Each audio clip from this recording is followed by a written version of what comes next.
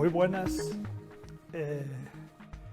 Estamos hoy retomando el ciclo de la humanización de la sanidad a través de la historia.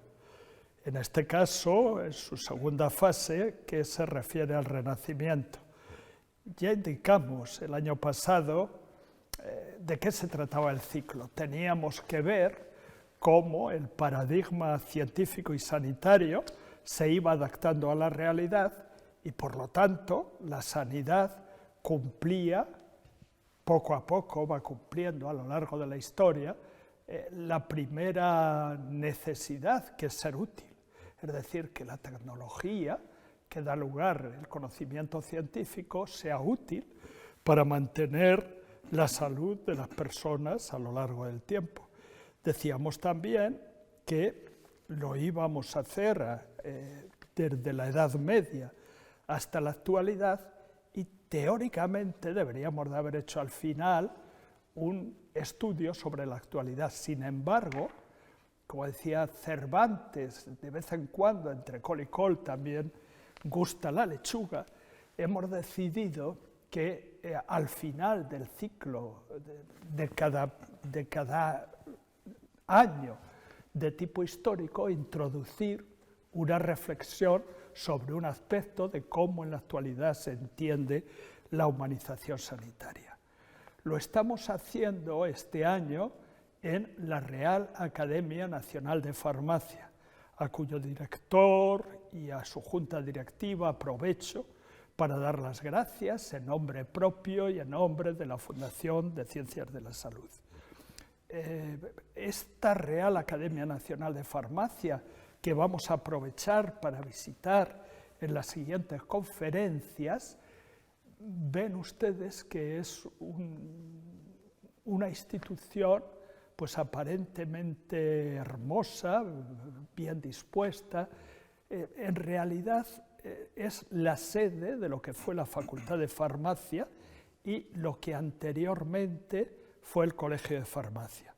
Es decir, se creó al final del reinado de Fernando VII, con alguna aportación no excesivamente voluntaria, dada el momento político de todos los boticarios de España, para darles enseñanzas regladas que no tenían desde que nacieron en el siglo XIII. En 1845 esto se convirtió en facultad. Todo lo que en la actualidad es la Real Academia Nacional de Farmacia y los edificios que forman toda la manzana, en el centro de los cuales había un gran jardín botánico, un gran jardín de plantas medicinales. En 1841 la facultad se trasladó a donde está en la actualidad, en la Universidad Complutense, y siendo ministro Lora Tamayo, se cedió este edificio a la Academia de Farmacia. También me gustaría decir pues, que la antigüedad de esta academia no es excesiva. Sus antecedentes más remotos están en Felipe V, que es quien preside este salón de actos, pero no tiene nada que ver esos antecedentes con una academia. Felipe V lo que hizo es el Real Colegio de Boticarios de Madrid, que fue una concesión en un momento en que los gremios estaban en recesión durante la Ilustración, pues fue una concesión hecha a los boticarios madrileños, pero era un centro a medio camino entre los aspectos sanitarios y los aspectos científicos. En 1917 sí, se separa, al establecerse la colegiación obligatoria, se separa lo que es el Real Colegio de Farmacéuticos de lo que en la actualidad es el Colegio Oficial de Farmacéuticos de Madrid. Y lo dirigen eximios científicos, lo visita el rey, tenemos testimonios de Alfonso XIII en el colegio, pero no es hasta 1932 cuando realmente se crea esta academia.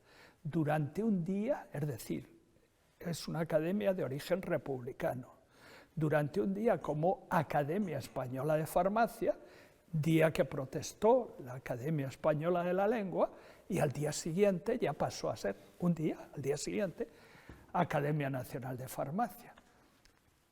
Después hubo una serie de ministros durante el franquismo, entre los cuales el principal es Ibáñez Martín y luego Lora Tamayo, que la impulsaron todavía más y la introdujeron en el Instituto de España, de manera tal que la Real Academia Nacional de Farmacia es la única en el mundo que está en, digamos, que en las academias de importancia, en nuestro caso, entre las academias que Su Majestad el Rey protege constitucionalmente.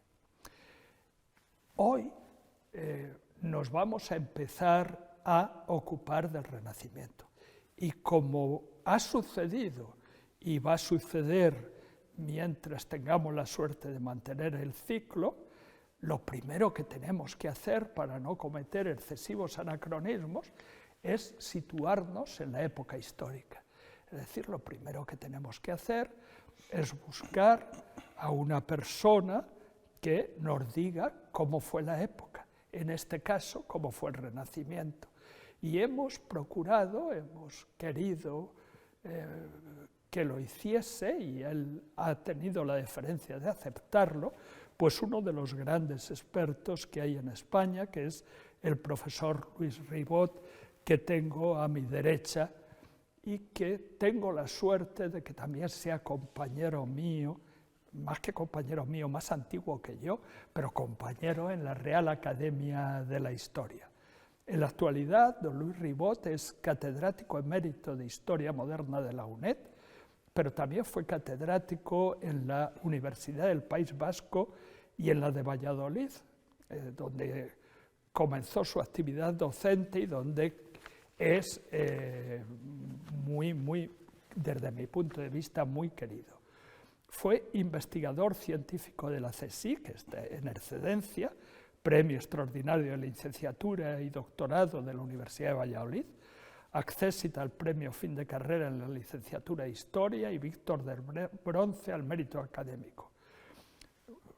Una de las cosas que producen admiración es que fue también Premio Nacional de Historia de España por el libro La monarquía de España y la guerra de Mesina, 1674-1678. La Universidad de Valladolid fue director del Secretariado de Publicaciones e Intercambio Científico, circunstancia que hemos aprovechado también en la Real Academia de la Historia. Fue también secretario del Instituto Universitario de Historia Simancas y de la Cátedra Felipe II, no sé si secretario o director exactamente.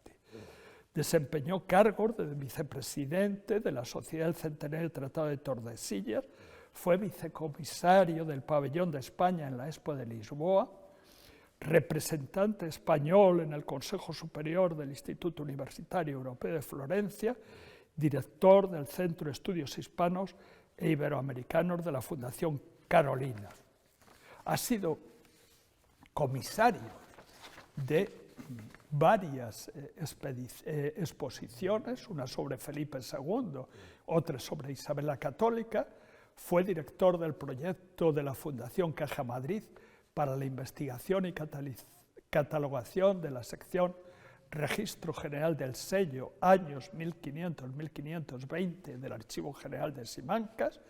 Fue miembro de redacción de la revista Hispania y evidentemente ha sido y sigue siendo miembro de los consejos de redacción de diversas publicaciones especializadas, tanto españolas como sobre todo italianas.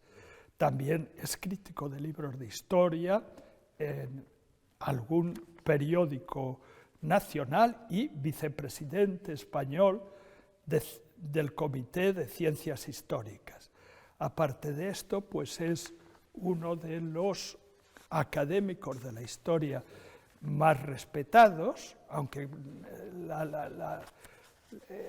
Dentro de la Academia de Historia, afortunadamente, la relación es excelente, pero del que siempre esperamos con mucha atención sus aportaciones, porque tal vez no sepan, pero en la Academia de Historia cada viernes un académico da una pequeña conferencia, hace una pequeña intervención para el resto de los compañeros que luego comentamos entre todos.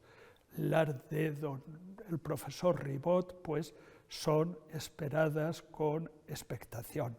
Muchas gracias, querido amigo, por haber aceptado nuestra invitación. Muchas gracias, profesor Javier Puerto.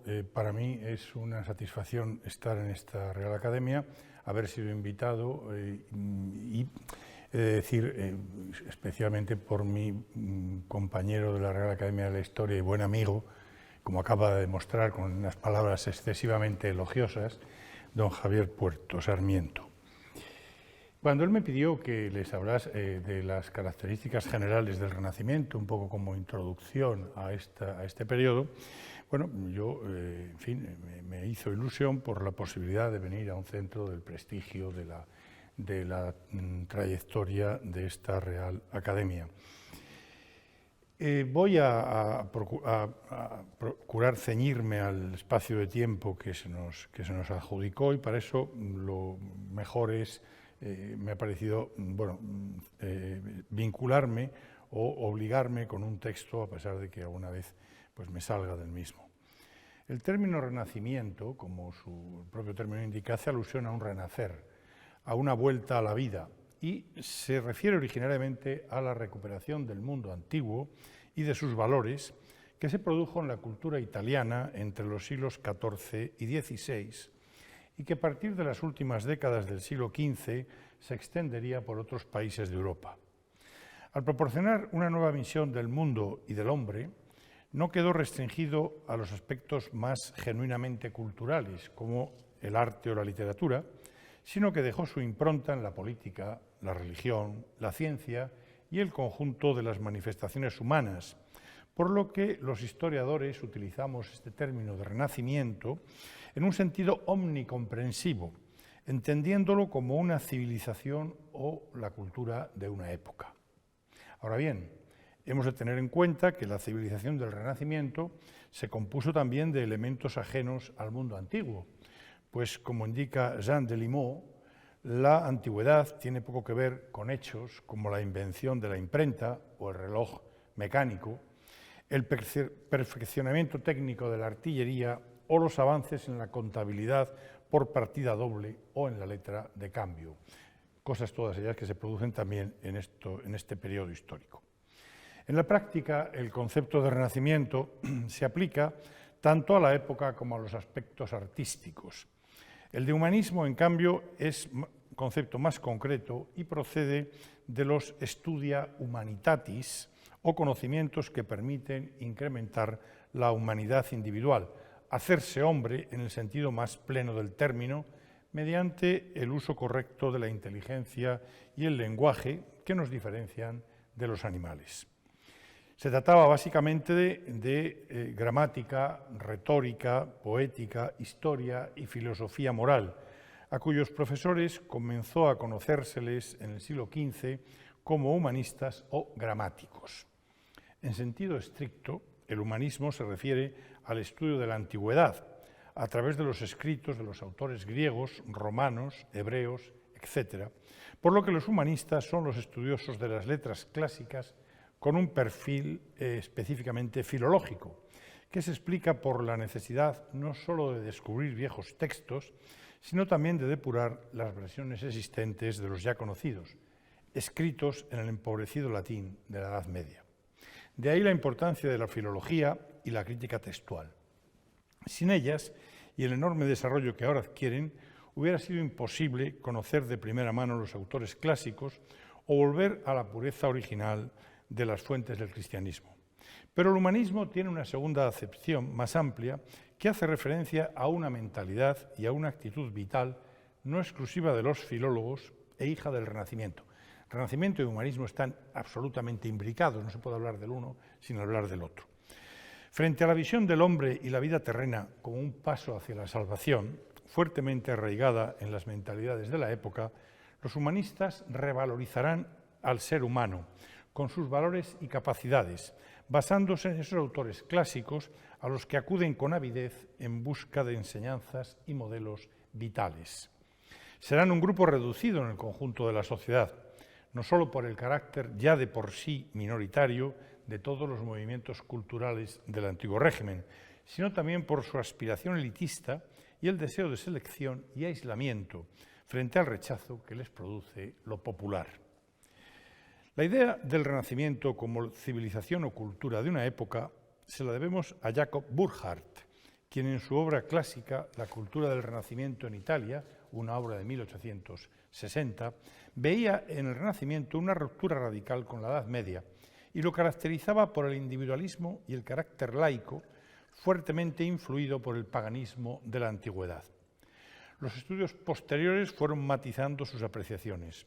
Los medievalistas han diluido la idea de ruptura con la Edad Media, señalando en cambio las evidentes continuidades, cuando no el brillo cultural de Borgoña, los Países Bajos y algunas zonas del norte de Francia en los siglos XIV y XV, es decir, antes de que llegara a ellas el Renacimiento. Un ejemplo de esta visión medievalista que corrige la rigidez de Burckhardt es el libro espléndido de Huizinga, El otoño de la Edad Media, un libro de 1919. Otros estudiosos han reducido el carácter paganizante del Renacimiento italiano, indicando la impronta religiosa presente en muchos autores. Asimismo, frente a la idea inicial de un movimiento esencialmente italiano, se han estudiado progresivamente otras realidades, fruto de la expansión del Renacimiento desde Italia a otros países, en algunos casos con un fuerte matiz cristiano. Las características propias del Renacimiento o más bien del humanismo, repito, absolutamente imbricado, el humanista es el hombre propiamente dicho del Renacimiento, son esos nuevos valores que postula y que pasan todos ellos a través del hombre y su dignidad. Aspecto esencial de la nueva valoración del hombre será el individualismo, patente en el florecimiento de la biografía y la autobiografía, así como en el éxito que tuvieron las narraciones de las vidas de personajes de la antigüedad, como Plutarco con sus héroes o Diógenes Laercio con sus sabios. También la preocupación por la fama, la ética, el amor, la cortesía propia del cortesano, una figura también del Renacimiento, la virtus, que puede traducirse como valor, energía, audacia viril, integridad, el goce de la vida, el interés por el mundo y la naturaleza, o la búsqueda de la armonía y la belleza. Todo ello planteaba una evidente secularización. La valoración integral del ser humano, centro de la creación, a partir de una consideración optimista de sus posibilidades. El hombre nuevo había de desarrollar de forma equilibrada sus facultades físicas, intelectuales y espirituales, de acuerdo con esa idea de armonía a la que aludíamos. La educación de los jóvenes tenía por ello un importante papel. Como muestran algunas de las obras de arte, la belleza que se alcanza en la composición del cuerpo humano nos da una cierta idea de sacralización del mismo. En ocasiones incluso, especialmente en Italia, puede hablarse de cierto paganismo, aunque ya hemos señalado la imposibilidad de generalizar en este aspecto. En la mayor parte de los casos no se produjo un enfrentamiento entre antigüedad y cristianismo. En la propia Italia hubo intentos de conciliar ambos, como los de Petrarca en el siglo XIV y Nicolás de Cusa o Giovanni Pico de la Mirandola en el siglo XV. Por otra parte, existió una facies poderosa en el seno del humanismo tardío, sobre todo desde el inicio de la reforma de la Iglesia, que dedica sus mejores esfuerzos al estudio de los textos bíblicos y a la búsqueda de una concordia en el seno de la cristiandad. Otra de las características del humanismo será el cosmopolitismo, la aparición de una república de las letras que difunde las obras respectivas, mantiene unidos a sus miembros por medio de la correspondencia epistolar o propicia frecuentes viajes, contactos y estancias en localidades diversas, sin importar demasiado las fronteras. Algunos de los humanistas llegaron a desarrollar relaciones de amistad, como las de Erasmo con los ingleses John Colet y especialmente con Tomás Moro, o la del propio Erasmo y Moro con el español Luis Vives.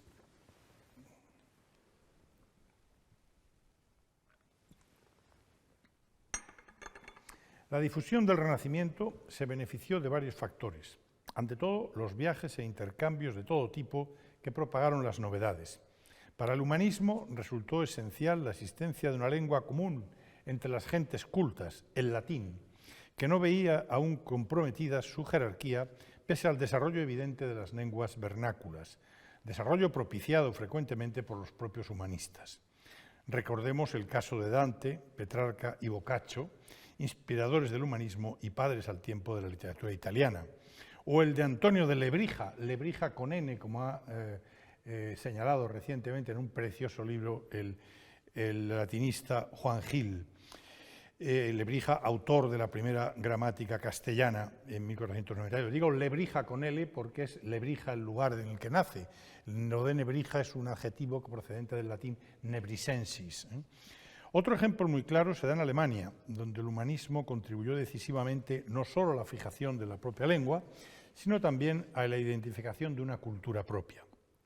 El factor más importante de la difusión fue, no obstante, la imprenta de tipos móviles, fundidos, inventada por el alemán de Maguncia Johann Gutenberg a mediados del siglo XV, y que resultará decisiva en la expansión del Renacimiento y la creación de esa República de las Letras.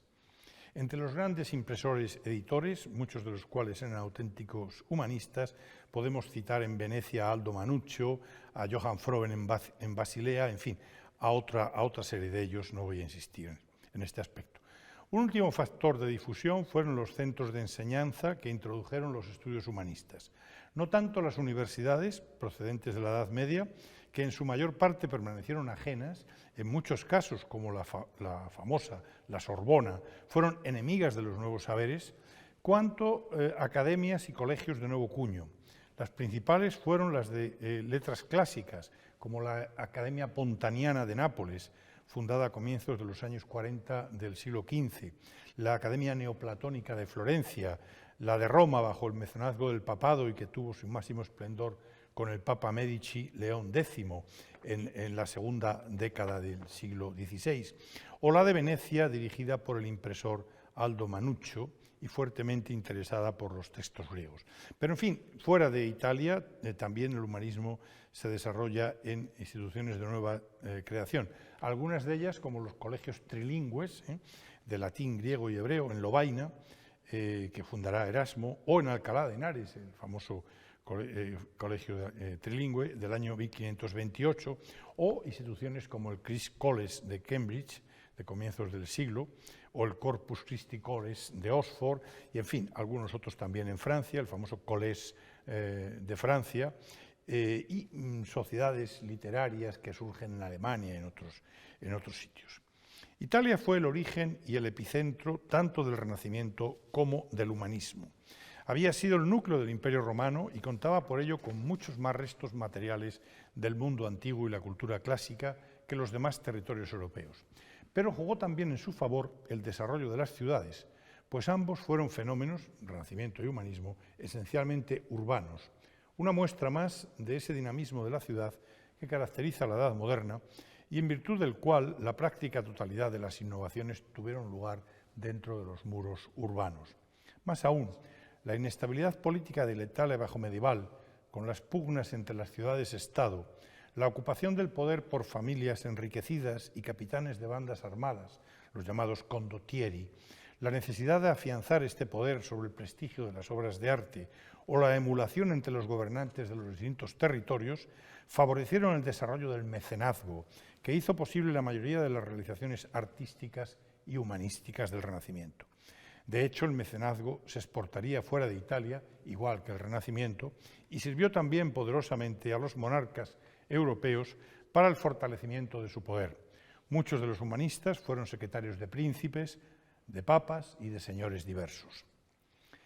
Buena parte de los esfuerzos de los humanistas italianos se concentraron en el intento de depurar el latín, basándose en los modelos clásicos.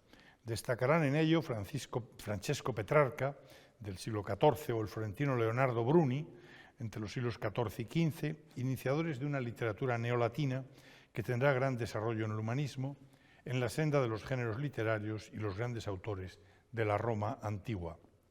Pero los humanistas se interesaron también por el griego, que en buena parte se había perdido y cuyo conocimiento fue estimulado, entre otros factores, por la llegada de griegos que huían de la invasión turca que se produce precisamente en esta segunda mitad del siglo XV, la invasión turca de los territorios de la antigua Grecia.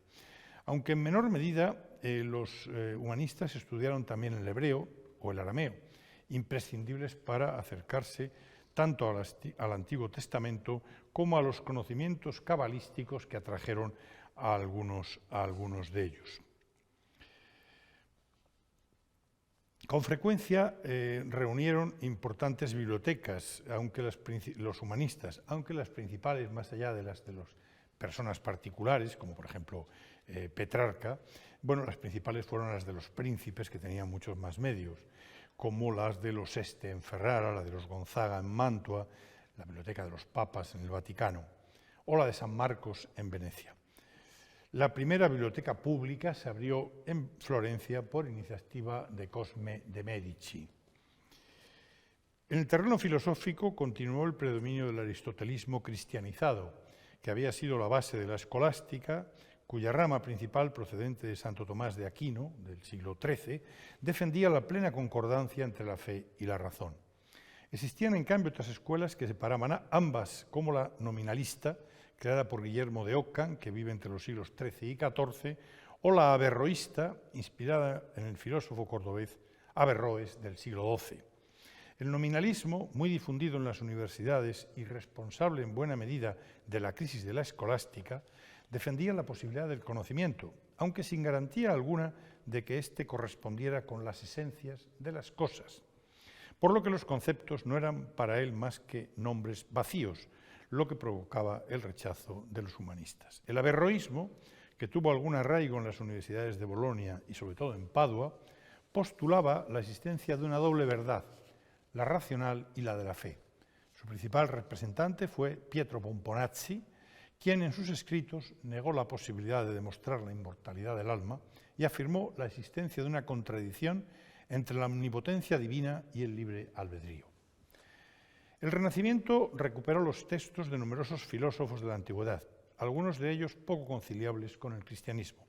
Pero la gran novedad filosófica del Renacimiento fue el neoplatonismo, basado en el resurgimiento de los escritos de Platón, casi olvidados en la Edad Media, pese al conocimiento de los textos de un platónico como fue San Agustín. El pensamiento idealista de Platón tuvo una gran importancia. Una de sus principales afirmaciones es la de que la vocación del hombre es pasar, por medio del conocimiento, del mundo en el que vive, formado por apariencias sensibles o reflejos imperfectos de los arquetipos divinos, a la inteligencia de las ideas con mayúscula, es decir, las esencias de las cosas materiales que residen en Dios. Uno de los medios de conocimiento será la contemplación de la belleza, lo que contribuye a explicar la formidable eclosión artística renacentista. Lo bello, armonioso y equilibrado está más cerca de lo divino. El gran difusor y traductor de Platón fue Marsilio Ficino, en el siglo XV, quien dirigió la Academia de Florencia, centro principal del neoplatonismo. Ficino intentó armonizar el pensamiento de Platón con el de Aristóteles. En cambio, su discípulo Pico de la Mirandola mezcló el platonismo con componentes cabalísticos y mágicos. Interesado por las lenguas, la filosofía, la religión o la astrología, en la más pura línea de la curiosidad universal del humanista, Pico de la Mirandola fue uno de los partidarios del dominico Savonarola, quien durante unos años estableció una república teocrática en la Florencia de finales del siglo XV. 4 ciudades son los centros esenciales del Renacimiento italiano: Florencia, Nápoles, Roma y Venecia. Tal vez sea Florencia el lugar más característico, a la vez que ejemplo de las motivaciones que llevaron a los gobernantes al mecenazgo. Los Medici, familia de banqueros que se hizo con el poder, utilizaron el arte y la cultura como un elemento de prestigio, lo que dio lugar en el siglo XV a las grandes realizaciones de tiempos de Cosme el Viejo y sobre todo de su nieto Lorenzo, conocido ya entonces como el Magnífico, gracias en buena parte al brillo de las obras que patrocinó. El caso de Nápoles es algo distinto. Al no tratarse de una ciudad-estado, sino de la capital de un reino que era además el más extenso de los estados italianos. Pero el mecenazgo se desarrolló también al servicio de los intereses del monarca Alfonso V de Aragón, quien a mediados del siglo XV conquistó el reino de Nápoles frente a los reyes de la Casa d'Anjou, originaria de Francia. El programa artístico de Alfonso V queda perfectamente resumido en la bellísima puerta del Castel Nuovo de Nápoles, en que el rey conquistador aparece representado como un héroe de la antigüedad entrando en la ciudad en un carro clásico. La personalidad principal del humanismo napolitano será Lorenzo Valla, latinista, corrector del texto latino de la Biblia y creador principal de la crítica textual histórico-filológica, que le permitió demostrar en 1440 la falsedad de los documentos medievales de la Cancillería Pontificia referidos a la donación de Constantino, sobre la que se fundarían los bienes del llamado patrimonio de San Pedro y el poder temporal de la Iglesia. En Roma, el Renacimiento aparece vinculado también a sus soberanos, los papas, cuyo mecenazgo atrajo a los principales artistas que dejaron la huella de su genialidad en diversos lugares, especialmente en la Basílica de San Pedro y los palacios del Vaticano. Una primera fase, a mediados del siglo XV, coincidió con los papados sucesivos de Nicolás V, el español Calixto III o el humanista Pío II, que es Enea Silvio Piccolomini. La segunda fase, a finales de la centuria y durante las primeras décadas del XVI, tuvo como promotores a Alejandro VI, Rodrigo de Borja, otro español, y sobre todo a Julio II y al hijo de Lorenzo el Magnífico, León X, con los que llegó a la plenitud. Con ellos colaboraron artistas de la talla de Bramante, constructor de la formidable cúpula de la Basílica del Vaticano, después de haber hecho en Florencia la de la Catedral de Santa María dei Fiori, Raffaele Sancho, autor de los frescos de las estancias vaticanas, o Michelangelo Buonarroti, pintor de los frescos de la bóveda y del juicio final en la Capilla Sistina. El Renacimiento veneciano tuvo como centros importantes no solo la Academia de Venecia, orientada especialmente hacia los estudios griegos, sino también la Universidad de Padua, una de las pocas que aceptaron los estudios renacentistas y que se convirtió en sede de la renovación de la filosofía aristotélica basada en la vuelta a los textos originales de dicho autor. Venecia se beneficiaría especialmente de la huida de muchos artistas con ocasión del saco de Roma por las tropas de Carlos V en 1527. En cualquier caso, el Renacimiento italiano tuvo otros muchos centros.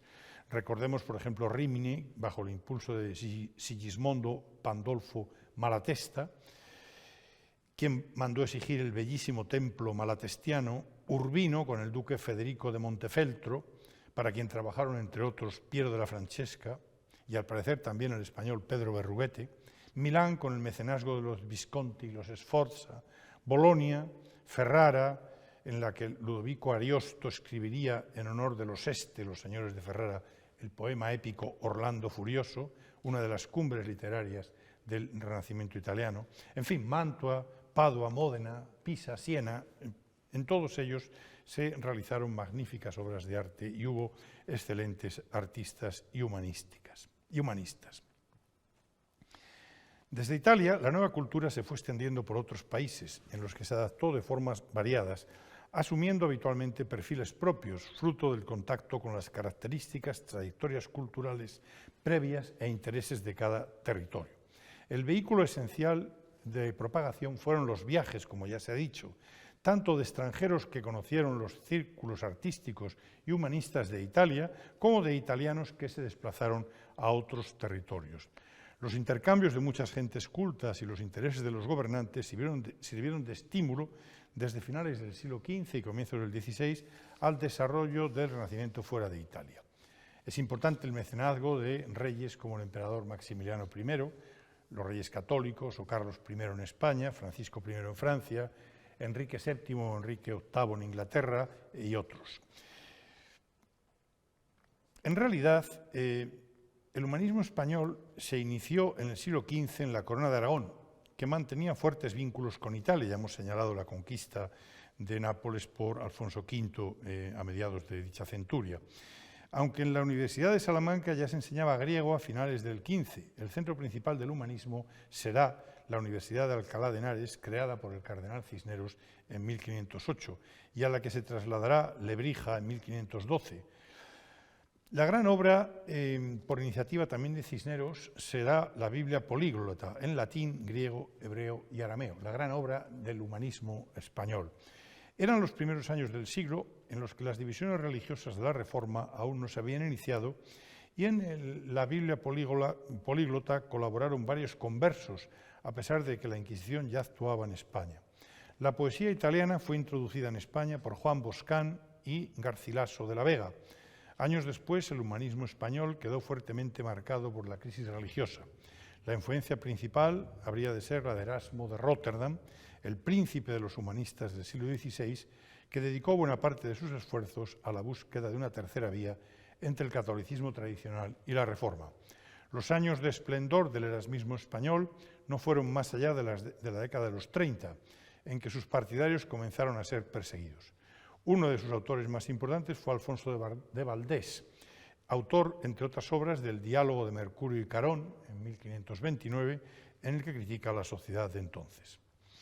El humanismo francés fue tardío y sus dos figuras principales fueron Guillaume Boudet y Jacques Lefebvre d'Etaples. El primero es un destacado especialista en latín y griego de amplia cultura que participó en la fundación del Collège de France y dirigió la biblioteca milanesa de los Sforza, que Luis XII, que fue soberano de Milán durante un tiempo, había llevado a Fontainebleau. Lefebvre d'Etaples, en cambio, se inscribe en la corriente del humanismo cristiano.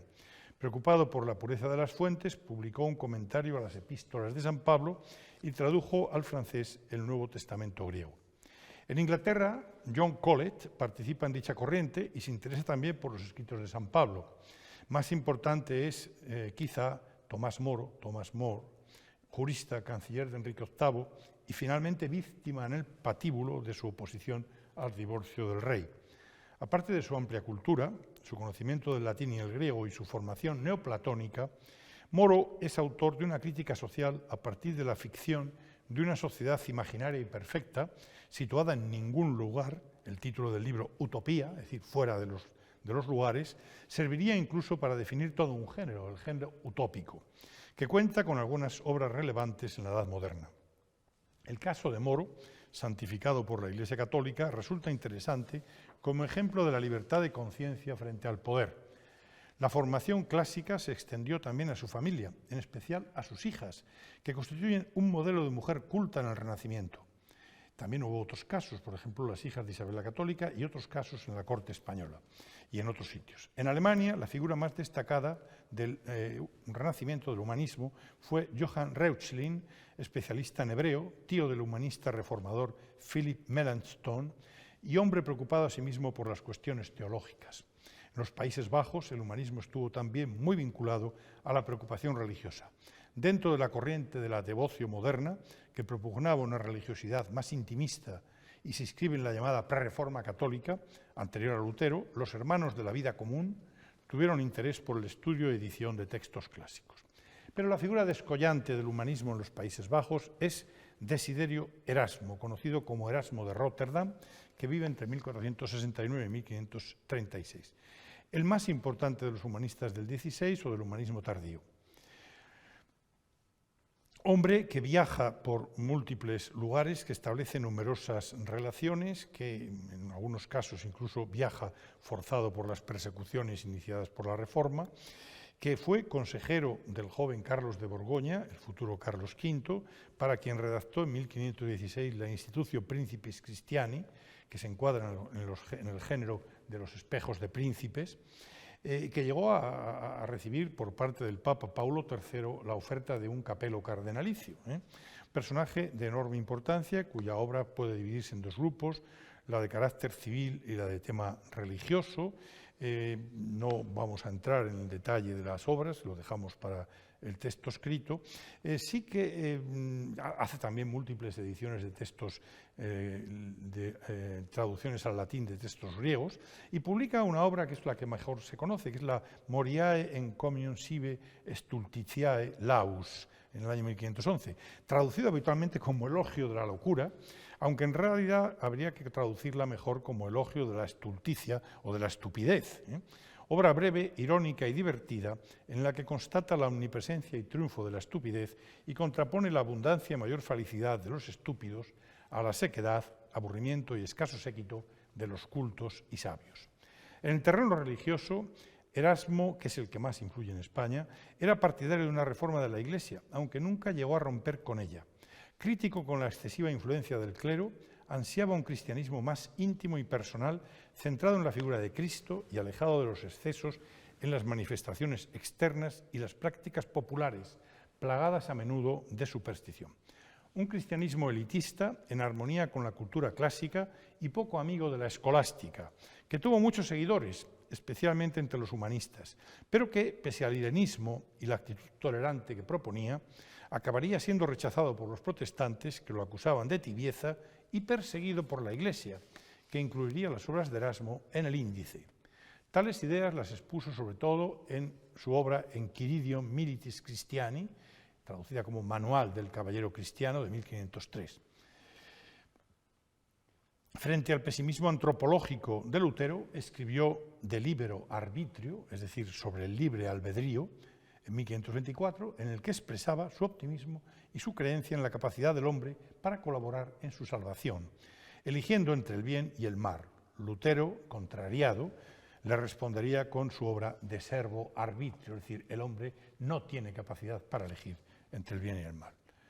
Por sí solo. Otro gran personaje vinculado a los Países Bajos es el valenciano Juan Luis Vives, también cosmopolita, aunque con una vida mucho más difícil, sobre todo por las persecuciones que le tocaron de cerca y la conciencia progresiva de que desaparecía el mundo en el que él había creído. Todo se derrumba, le escribirá a Erasmo en 1524. Hijo de judío-conversos, estudió en París, de donde pasó a Lovaina. En el año 1522 tuvo la oportunidad de volver a España, cuando le ofrecieron la cátedra de latinidad de Alcalá, vacante por la muerte de Lebrija. Afortunadamente no aceptó la oferta, siguiendo el consejo de Tomás Moro. De otra forma, probablemente hubiera sucumbido en los procesos inquisitoriales que se desencadenaron poco después contra su familia y que acabaron prácticamente con todos ellos, incluso llegaron a desenterrar a su madre muerta y a quemar sus restos. Los años siguientes estuvo en Londres junto a Moro. En Inglaterra fue tutor de María Tudor, la futura reina, y profesor en el Corpus Christi College de Oxford. Cuando comenzaron los intentos de Enrique VIII de obtener el divorcio, marchó a Brujas, donde permanecería hasta su muerte. También aquí acertó, porque si se queda, lo mismo le hubiera pasado como a su amigo Moro.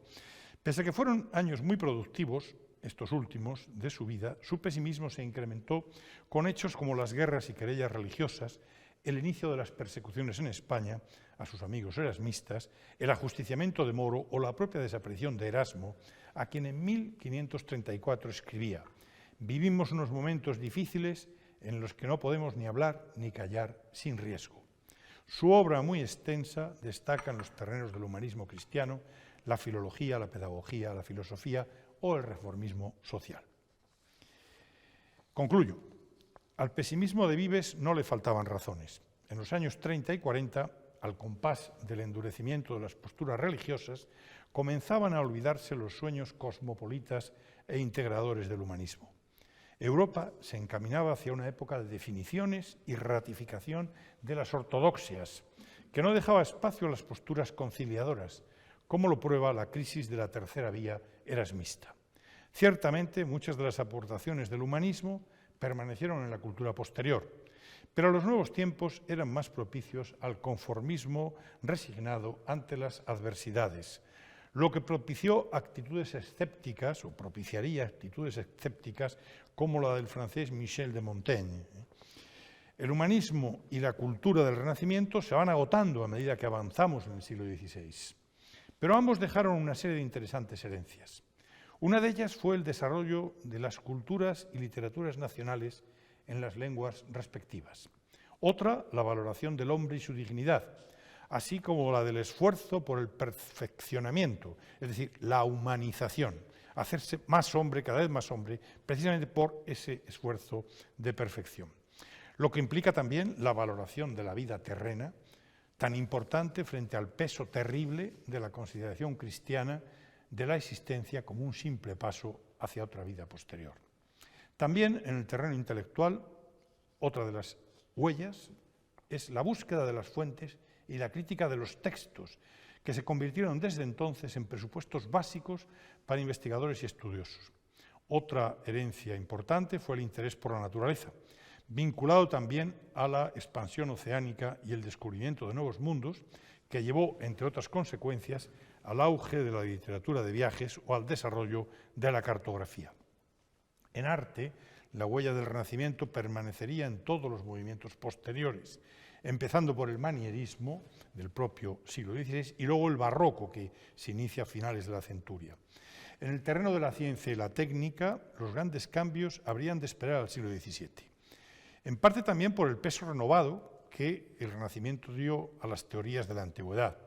No obstante, hay que decir que hubo anticipaciones geniales, como las de Nicolás de Cusa o Leonardo da Vinci, quienes intuyeron que las matemáticas eran la base del conocimiento del universo. Comenzaba a triunfar la observación frente a las teorías tradicionales apoyadas en el argumento de autoridad. Y este triunfo que empieza de la observación preludiaba lo que habría de ocurrir en el siglo posterior con la revolución científica. Aunque limitado a un tiempo y unos determinados espacios, el Renacimiento y el humanismo dejaron una serie de huellas que han seguido vivas en la cultura occidental y de las que muchos de nosotros, y desde luego quien les habla, nos seguimos sintiendo herederos. Muchas gracias.